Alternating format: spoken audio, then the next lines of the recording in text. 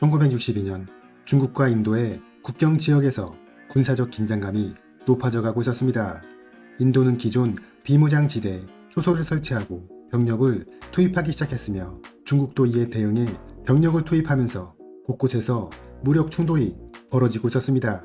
중국은 이러한 국경 분쟁을 한 번에 해결하기 위한 방안으로 군사적 공격을 감행하기로 했으며 비밀리에 병력을 준비시키고 훈련을 실시해 전투력을 높여나갔습니다. 하지만 모택동은 인도와 전쟁을 실시하는 과정에서 걱정되는 부분이 있었는데 그것은 바로 대만과 소련의 존재였습니다.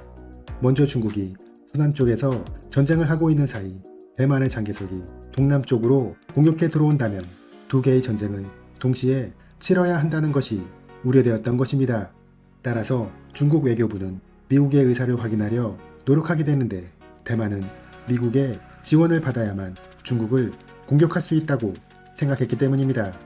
결국 중국 외교부는 미국은 절대로 장개석의 중국 대륙 공격을 지지하지 않을 것이며 장개석 본인도 미국의 동의 없이는 공격을 감행하지 않을 것이다 라는 진술을 전해 듣고 안심했습니다. 그리고 중국은 소련이 인도를 지원해 중국의 공격을 방해할 수도 있다고 우려했습니다. 당시 소련은 인도와 급속도로 가까워지고 있었으며 미그-21을 포함해 각종 무기도 공급하고 있어 중국은 이러한 소련의 행동에 불안감을 느꼈습니다. 하지만 이번에도 중국 외교부는 소련으로부터 긍정적인 답변을 얻어내는데 중국과 인도 사이에 전쟁이 벌어지면 소련은 중국의 입장에 서서 인도를 지원하지 않을 것이다 라는 답변을 받아낸 것입니다. 소련이 이렇게 갑작스럽게 중국을 지지하고 나선 이유는 바로 쿠바 미사일 위기 때문이었습니다. 이 당시 소련은 쿠바에 미사일 기지를 건설해 미국을 자극하고 있었는데 만일 미국이 강경하게 나와 소련을 군사적으로 위협한다면 중국의 지원이 필요하다고 생각했습니다. 이렇게 대외적인 여건이 확보되자 중국은 본격적으로 전쟁 준비를 시작했으며 1차 공격에 1만 명, 2차 공격에 2만 5천 명을 투입하기로 해 전체 병력은 3개 사단 3만 5천 명이었습니다. 중국이 전쟁 준비를 하면서 한 가지 걱정되었던 부분은 바로 보급의 어려움이었습니다. 인도와 분쟁을 벌이고 있는 지역은 모두 험준한 산악지역이고 제대로 된 도로도 없었기 때문에 전투지역으로 보급품을 지원하는 것이 매우 까다로웠습니다. 중국은 후방 지원 기지를 티벳의 도시 라사로 결정했지만 이곳은 자체적인 식량 보유량도 높지 않았고 분쟁 지역과의 거리도 상당히 멀었습니다. 한편 인도 지도부도 전쟁 준비에 돌입합니다. 인도는 서단에 1개 여단, 6개 보병대대, 1개 기관총 대대 등 총 1만 명을 배치했으며 동단에는 7여단 4개 대대, 5여단 8개 대대, 보병 2개 대대 등 1만 6천 명을 배치해 전체 병력은 2만 6천 명이었습니다. 하지만 인도군의 상황은 중국군에 비해 모든 것이 열악했습니다. 우선 병사들의 질이 낮았는데 모집된 병사들이 주로 나이가 많거나 지역 불량배들인 경우가 많았고 훈련 수준도 낮았으며 장교들의 지휘 능력도 떨어졌습니다. 그리고 부대의 보급 수준도 매우 낮았는데 실타는 1인당 50발 정도만 지급된 상태였고 방한복도 제대로 갖추어지지 않았으며 병창 기지와 도로의 상태도 중국군보다 더 좋지 않았습니다. 보급은 주로 수송기에 의존해야 했지만 그 숫자도 충분하지 않았고 공군 기지에서 전투 현장까지의 보급은 노새나 당나귀에 의존해야 했습니다. 인도군 현지 지휘부에서는 이러한 인도군의 상황으로 인해 중국과 전쟁을 벌인다면 승리하기 어렵다는 부정적인 입장과 인도군이 전지를 실시하면 중국군은 쉽게 태각할 것이라는 긍정적인 입장으로 나뉘었습니다. 이렇게 인도군 내부에서 분열이 발생하자 국방장관은 카울 장군을 새로운 군단장으로 임명하게 됩니다. 그리고 인도 수상 네루는 1962년 10월 12일 중국에게 선전포고를 했습니다. 당시 네루는 중국이 경제적으로 매우 어려운 상황에 처해 있고 국제적으로도 고립되어 있기 때문에 인도군의 공격에 쉽게 굴복할 것이라는 확신이 있었습니다. 하지만 새롭게 군단장으로 임명된 카울 장군이 현장을 시찰해본 바 중국을 상대로 승리하는 것이 어렵다고 판단하고 작전에 소극적인 모습을 보이자 인도는 다시 새로운 군단장으로 하르박시 장군을 임명합니다. 인도는 이렇게 전쟁이 임박한 상황에서 지휘관을 자주 교체하며 일관된 지휘권을 확립하지 못했습니다. 10월 20일 양 군대는 본격적인 전투를 벌이기 시작합니다. 전투는 서단과 동단에서 동시에 벌어졌는데 중국군은 우세한 병력을 이용해 인도군의 양 측면을 포위하는 전술을 구사했으며 인도군은 중국군의 이러한 공격에 쉽게 압도되었습니다. 동단에 있던 인도군 7여단 병력 3,000명은 전투력을 상실하고 거의 섬멸되었으며 여단장은 포로로 잡혔습니다. 중국군은 동단의 동쪽에서도 공격을 실시했는데 인도군 4사단은 별다른 저항을 하지 못하고 남쪽으로 후퇴했습니다. 한편 서단에서도 전투가 시작되었습니다. 중국군 1개 연대 병력이 인도군을 공격해 그들이 설치한 37개의 거점을 파괴했으며 인도군 300명을 사살하는 전과를 올렸습니다. 중국은 전세가 유리하게 돌아가자 인도 정부에 다음과 같은 회담을 제안합니다. 양국은 회담을 통해 현재의 실질 통제선을 존중하고 군대를 각각 20km 밖으로 물러나게 한다. 양국은 앞으로 이러한 실질 통제선을 넘지 않도록 한다. 하지만 인도는 중국의 이러한 제의를 단호히 거절했으며 증원부대를 보내 동단과 서단에 추가로 배치했습니다.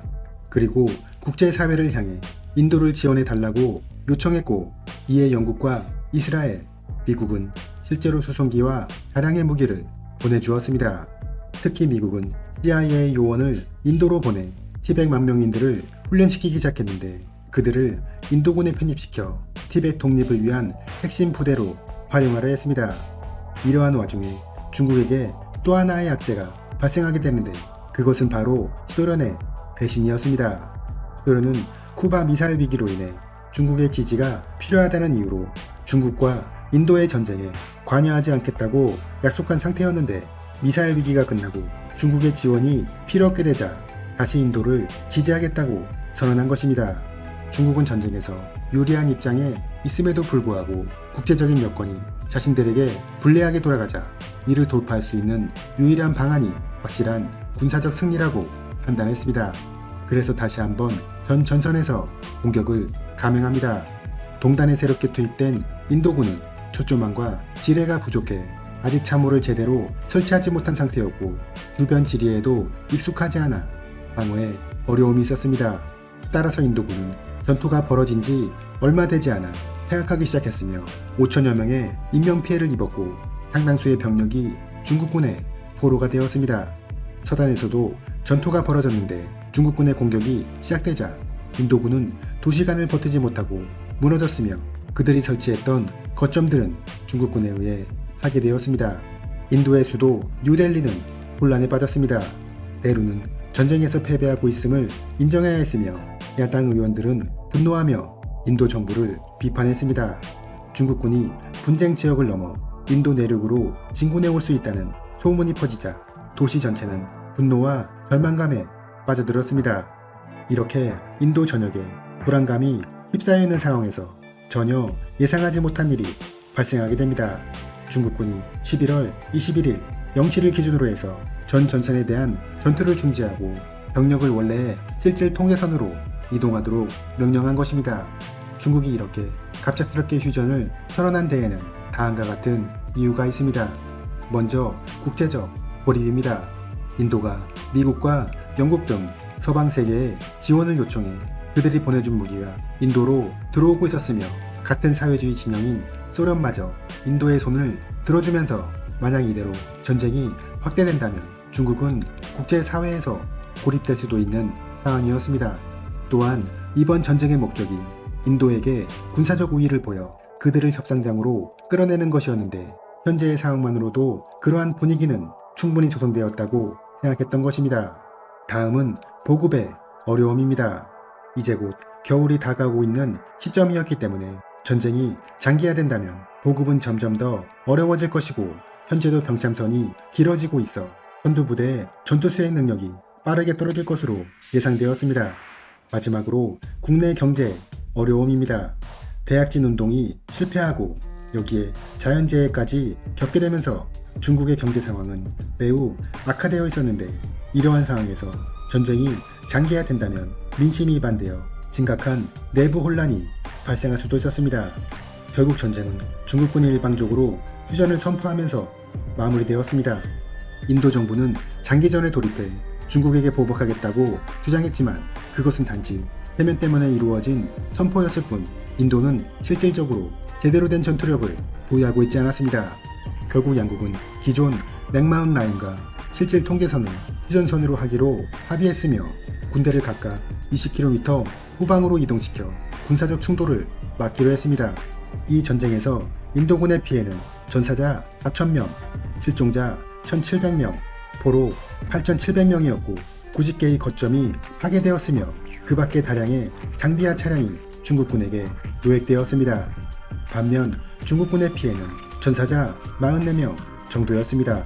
전쟁에서 패배한 인도는 자신들의 준비가 부족했음을 인정하고 이후 국방비를 대폭 증액해 군사력 강화에 박차를 가했으며 9개의 산악전투 사단을 새롭게 창설했습니다. 이에 중국도 부족했던 국제협력 관계를 만회하기 위해 인도와 대립하고 있는 파키스탄을 적극적으로 지원하며 관계 개선에 나섰습니다.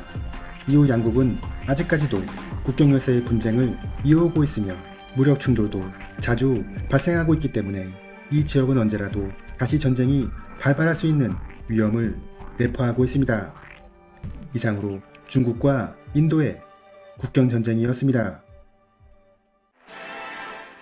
오랜 세월을 두고 평화에 잠겼던 이곳 히말라야 산맥에 요즘 중공의 공공연한 인도 침략으로 호성이 울리기 시작했습니다. 중공은 최근 티베트를 공격한 이래 차츰 인도 북방 변경을 향해 침략의 손길을 뻗치고 있는 것입니다. 중공군은 히말라야 변경에 허술한 20개소의 경비소가 있는 인도 국경선을 휩쓸어 들어오고 있는데, 인도군은 중공 침략군과 맞서 싸울 능력이 없다는 것이 증명되었으나 네루 인도 수상은 중공군에게 빼앗긴 모든 영토를 다시 찾을 때까지는 싸움을 계속할 것이라고 다짐했습니다.